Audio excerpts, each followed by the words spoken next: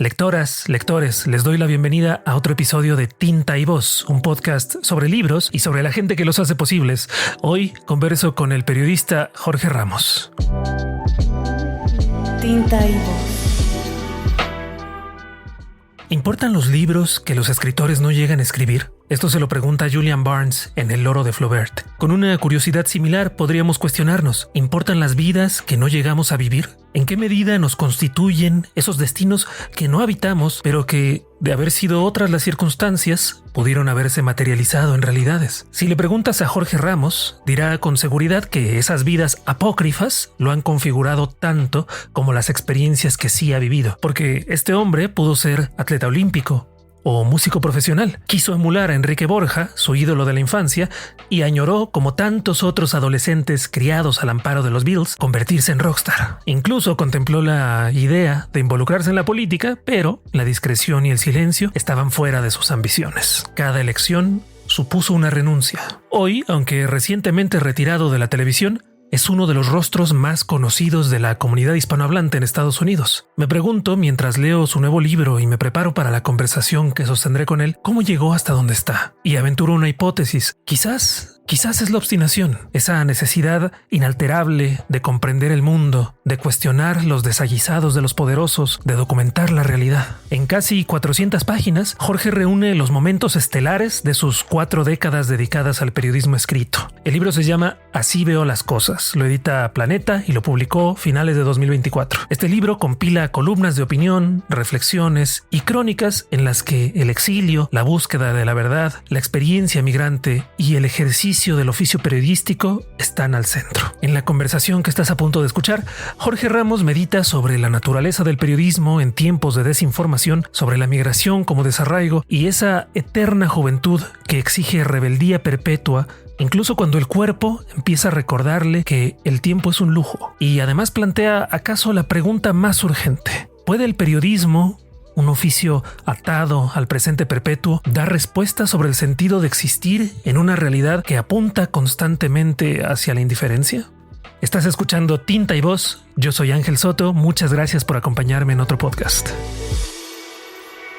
Bueno, Jorge Ramos, muchísimas gracias. Es un placer platicar contigo sobre este libro que además es muy significativo en tu trayectoria por cuestiones que ya hablaremos, pero quiero empezar diciéndote más bien que cuando leía las primeras páginas me hiciste pensar en un libro de Julian Barnes que se llama El Loro de Flaubert. Y una de las cosas que dice Julian Barnes es que las elecciones que uno toma en la vida implican una cancelación de apócrifos, porque eso significa que cada destino se va cancelando y son vidas posibles que van quedando ahí como petrificadas, posibilidades que se quedan así. Y precisamente eso es lo que te ocurrió a ti. Tienes varios destinos apócrifos cancelados en tu trayectoria y me gustaría que empezáramos hablando por ahí sobre lo que significó regresar a pensar, porque claro, esas experiencias te han acompañado toda tu vida, pero regresar a pensar sobre ellas y me imagino, elucubrar sobre esos destinos.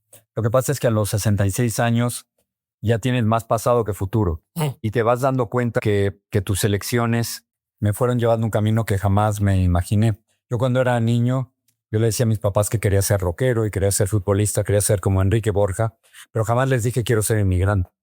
Nunca les dije eso. Y finalmente ser inmigrante y ser periodista es lo que me ha marcado en la vida, porque ser inmigrante significa de alguna manera no tener país. Aunque soy de México, muchos me rechazan en México, y aunque vivo en Estados Unidos, muchos me rechazan en los Estados Unidos. Pero a los 66 años y recopilando estos artículos que he escrito en 3 décadas, quizás lo que más me sorprende son las vidas posibles que no tuve. El que se va siempre piensa qué hubiera ocurrido si te quedas. Y me hubiera encantado quedarme.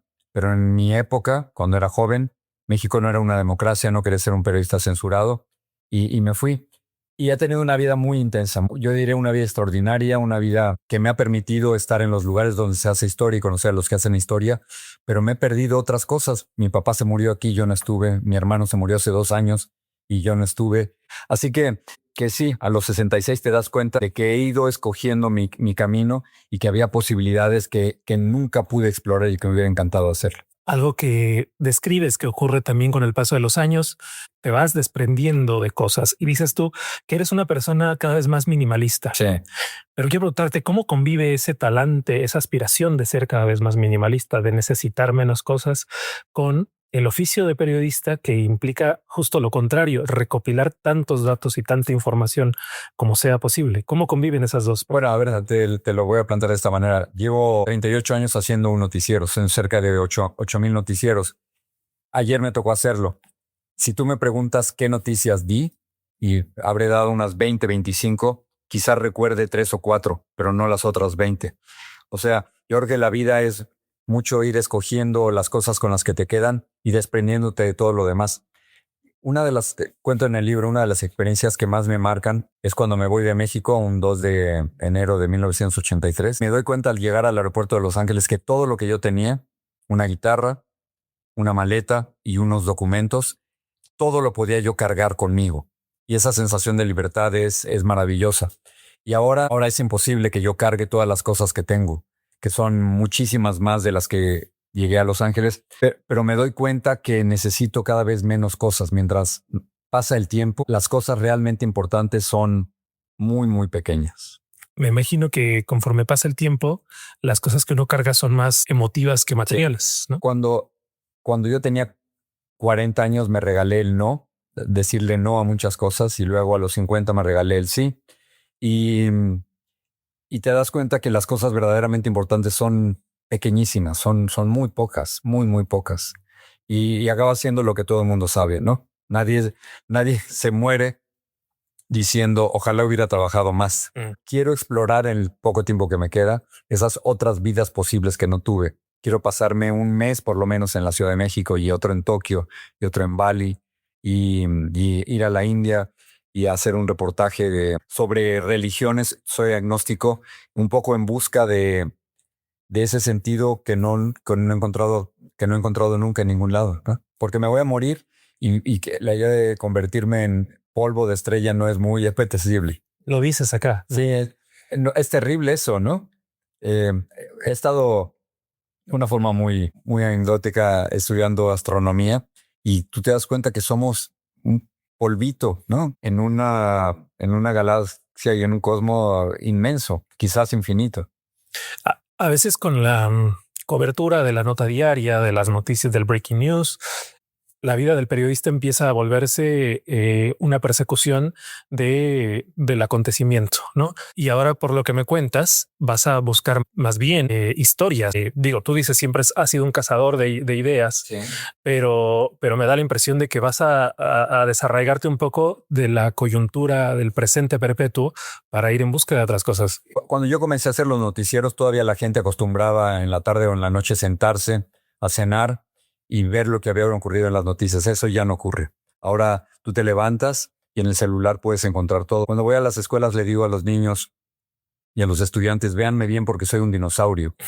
Porque ahí sí estoy en peligro de extinción. Y realmente estoy en peligro de extinción porque lo que yo hago, que es solicitarle a una gente hacer una cita conmigo para ver un noticiero, está desapareciendo. Me estoy separando de un poco del día a día porque me queda menos tiempo que a ti y porque quiero dedicárselo a esas otras cosas importantes que me quedan. Me gustaría entender, y creo que me voy a ir sin hacerlo, me gustaría entender el sentido del universo y la idea de este universo gigantesco, cómo se crea, quién lo crea.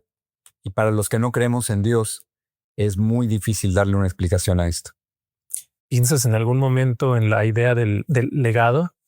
En lo que dejas a generaciones futuras de periodistas, por ejemplo. Creo que sería muy pretencioso, pero he aprendido claramente que el periodismo es reportar la realidad tal y como es, no como quisiéramos que fuera, y creo en la objetividad y creo que en eso coincidimos muchos. Pero si algo he logrado en el periodismo y con mis compañeros es comunicar la idea de que nuestra verdadera responsabilidad social es cuestionar a los que tienen el poder.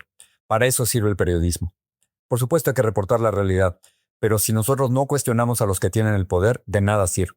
Entonces, los médicos salvan vidas, los arquitectos y los ingenieros crean construcciones maravillosas. Nosotros hacemos preguntas a los que tienen el poder. Para eso estamos aquí, para eso servimos. Y por eso he tenido toda esta serie de entrevistas o confrontaciones con Donald Trump y con Salinas de Gortari, y con Fidel Castro y con Maduro y con Chávez y con Ortega, porque creo que eso es lo que nos corresponde. Y es un poco la técnica que uso, que tú como periodista a lo mejor aprecias, es llego a la entrevista pensando que nunca más voy a volver a hablar con esa persona. Y si piensas eso y que si tú no haces las preguntas o la pregunta, nadie más las va a hacer, creo que sale una mejor entrevista. Al final, a lo mejor por eso me quedo sin trabajo, porque muy pocas de esas entrevistas se han podido repetir. Mencionabas ya que te has, bueno, podríamos decir confrontado, porque en muchos casos has llegado a eso, ¿no? Y hasta con López Obrador también. Y yo creo que es quizás una técnica. Si tú hablas con mi esposa, te dirá que soy la persona que menos confrontación quiere en la vida. Y no me peleo con nadie. Pero creo que hay una palabra muy linda en colombiano que es toca. Entonces, cuando los colombianos dicen toca, significa que es tu responsabilidad y que no se la puedes dar a nadie más. Sí. Entonces, creo que a los periodistas toca hacer esas preguntas difíciles y no hay nada peor que a ti te ha pasado y a mí 1000 veces que ir a una entrevista y no haberte atrevido a hacer la pregunta más difícil. Hace poco entrevistaba a Joan Manuel Serrat y hablando de otras cosas, él me decía que es jodido vivir con miedo, pero más jodido es vivir con vergüenza. Y eso es una pena, ¿no? Cuando tienes un gran personaje y no te atreves a hacerle la pregunta. Ya volvemos. ¡Hey! ¿Ya te suscribiste a Tinta y Voz? Es un boletín y también un podcast dedicado a los libros y a la gente que los hace posibles. Puedes suscribirte en tintayvoz.substack.com o escucharlo en tu plataforma favorita. Ahora, sigamos con el episodio. ¿Te has puesto a pensar en algún momento que de algún modo editar, publicar un libro como este tiene que ver con eso? Pero pensaba yo en este famoso libro de Primo Levi que se llama Entrevista a sí mismo, ¿no? Es el cuestionamiento a ti mismo. ¿Es algo que te has hecho cotidianamente o es algo que llegó a ti, digamos, a posteriori? No, yo creo que uno se lo hace constantemente, ¿no? Yo creo que como periodista estás obligado a hacer preguntas y hacerte preguntas a ti mismo. La tía de un amigo, cuando le preguntaron sobre mí, dijo, ese Ramos es un preguntón. Y al final de cuentas, tú hablabas de legado. Quizás lo único que dejo es preguntas, ¿no? Hacer preguntas a los que tienen el poder. Ya habías empezado a tocar esto brevemente, pero te ha tocado experimentar el cambio del ecosistema mediático. Sí. Y el modo en el que se generan hoy las noticias, en el que se produce la información. Me parece que además de vertiginoso, implica muchos riesgos para la información misma, ¿no? Mucha desinformación, mucha posibilidad de tergiversar la información. ¿Cómo has apreciado y cómo has vivido tú esa transformación, no solo del ecosistema en sí, de la gente que hace las noticias, sino de, digamos, la información misma como ente que está ahí transformándose y de la manera en que se comunica? Ahora, estamos en la era de la desinformación, sin la menor duda. Y en una era de desinformación, el periodismo es más importante que nunca porque somos nosotros quienes le ayudamos a la gente a determinar qué es verdad y qué no es verdad. 62% de los influencers no checan las notas ni sus fuentes. O sea, alguien les da una información y la repiten como pericos. Yo vivo en Miami, que es una zona de huracanes, y tengo 2 meteorólogos a quienes les creo cuando vienen tormentas para que me digan si debo o no evacuar mi casa. A ese grado de confianza he llegado con ellos. Creo que los periodistas estamos en esa situación. Debemos ser los meteorólogos de la gente y decirles esto es cierto y esto no es cierto. Y creo que los periodistas tenemos una ventaja que es que lo único que tenemos es nuestra credibilidad. Si la gente no te cree, aunque te critiquen, pero si la gente no te cree, entonces de nada sirve tu trabajo. Es que de pronto parece que olvidamos como periodista, y hablo, digamos, en general, que nuestro trabajo es finalmente un servicio social, es un servicio a la misión, claro. Decías tú, los médicos salvan vidas, los arquitectos, servicio público en casa. Sí, es un servicio público. Y de pronto eso se olvida. Sí, pero los grandes periodistas siempre trabajan para alguien. O sea, tú y yo estamos hablando aquí y estamos pensando en una audiencia en México, quizás en los Estados Unidos, quizás en América Latina, pero trabajamos para alguien. Por eso, cuando hablaba de cuestionar el poder, es que estamos trabajando para la ciudadanía, estamos trabajando para las personas que te acompañan en esto. Y un poco hablando de la tecnología, me ha tocado surfear esta ola, ¿no? En Estados Unidos mi puesto, que es conductor o presentador, en inglés es anchor. Y anchor significa ancla. Eso ya no sirve para nada. O sea, ahora nadie debe ser un ancla, sino hay que ser surfistas. De lo que se trata es ser creadores de contenido y surfear con esta información en las distintas plataformas. Te doy un ejemplo rápido. Cuando yo comencé a hacer el noticiero, había 2 grandes cadenas de televisión en Estados Unidos, Univisión y Telemundo. Y ahora hay millones de fuentes de donde la gente recibe información, no solo 2, sino millones a través de las redes sociales. Por eso es tan difícil ahora encontrar gente creíble. ¿Qué te dice la cuestión de o la noción de que muchos de los temas que cubriste en tus inicios como periodista tienen una vigencia urgente? Digamos, no vamos más allá, están las guerras, está parecido, sí. el tema de la migración, pero son temas que persisten. ¿Qué dice eso de nosotros como sociedad? No, yo creo que más que de sociedad, lo que ocurre es que como seres humanos es el paso del tiempo, ¿no? Hay columnas que leo y que no me las reconozco. O sea, no me doy cuenta que las escribí yo y no las hubiera escrito jamás así. Hay palabras, formas gramaticales que no las reconozco. Es otro Jorge el que escribió eso. Que son de algún modo un registro también de quién fuiste, ¿no? Y de ese momento. Pero, por ejemplo, creo que el gran reto es para los periodistas no vivir en el pasado. Si yo ahora te empiezo a hablar de la guerra de los Balcanes y del Golfo Pérsico y de la guerra en El Salvador, te mueres de aburrimiento. ¿Por qué? Porque esa inmediatez ha desaparecido. Ahorita estamos hablando de Sheinbaum y de Trump y del autoritarismo y de la desinformación. Este es el pasado, esto se va. Cuando escribes sobre tu primer reportaje sobre la erupción del Chichonal, mencionas algo que de hecho subrayé y decías, sentí la presión o la intención de demostrar por qué me había ganado este trabajo. Y eso, bueno, claro, eso es una ansia juvenil que supongo que nos ocurre a todos en algún momento, pero digamos, viéndolo en retrospectiva, ¿aún consideras que para un joven periodista es relevante demostrar algo, demostrarle algo al mundo? Es importantísimo. Yo creo que tienes que demostrar que puedes, ¿no? Y no solo en el periodismo, sino en cualquier otra cosa. Yo en esa época quería demostrar que podía ser un buen periodista y arriesgar la vida, ¿no? Y el mejor ejemplo lo tenemos en México. México es uno de los países más peligrosos del mundo para ejercer el periodismo y ustedes, los periodistas, se la juegan todo el tiempo y tienen que demostrar que a pesar de todo siguen reportando y que a pesar del miedo y a pesar de las amenazas siguen reportando. Claro, yo creo que hay que demostrarlo.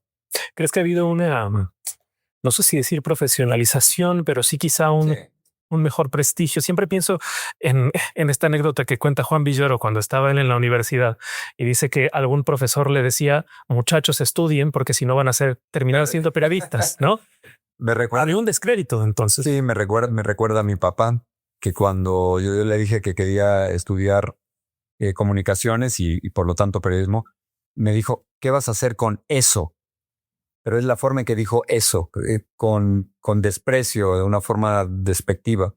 Era mal visto ser periodista cuando yo era joven.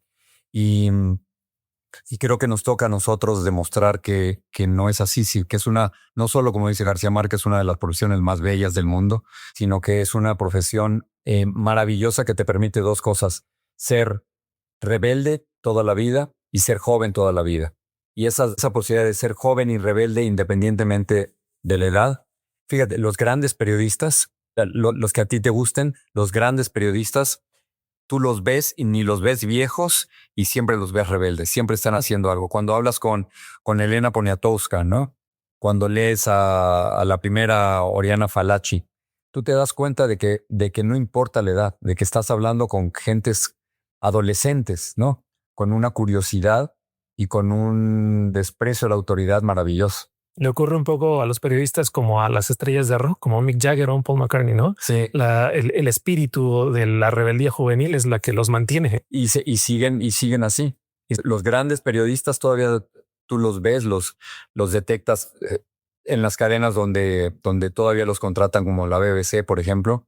Estos grandes periodistas de guerra que han estado ahora en Ucrania y en y en Gaza se la siguen jugando y hasta en la forma en que se visten tú te das cuenta que estás hablando con un joven.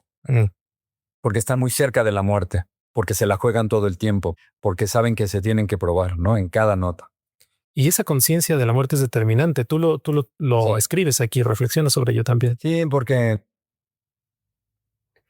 no sé si te ha tocado ir a guerras, pero estás cagado de miedo todo el tiempo.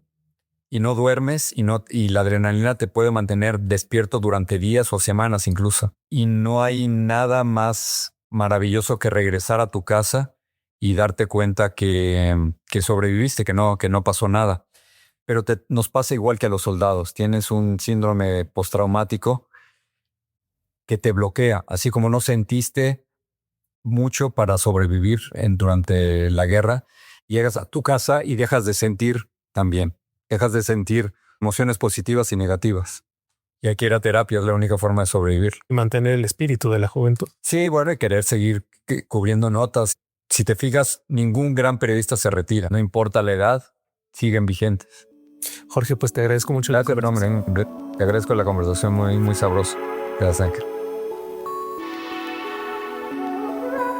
Muchas gracias por llegar hasta esta parte del episodio. Te recuerdo que si te gustó, déjame una reseña, déjame un comentario. Me puedes encontrar también en mis redes sociales. Me encuentras en cualquier lado como @angelsots con ese al final. También te recuerdo que si quieres apoyar este proyecto, puedes visitar la página que va a estar en la descripción del episodio, en las notas. Se llama Buy Me a Coffee. Invítame un café. Ahí puedes apoyar este proyecto por el módico precio de una taza de café o más, si tú quieres, lo que tú quieras. Recuerda que te puedes suscribir en tu plataforma favorita y también te puedes suscribir a la versión newsletter en Substack buscando tintayvoz.substack.com. Nada más por ahora, nos escuchamos la próxima. Chao.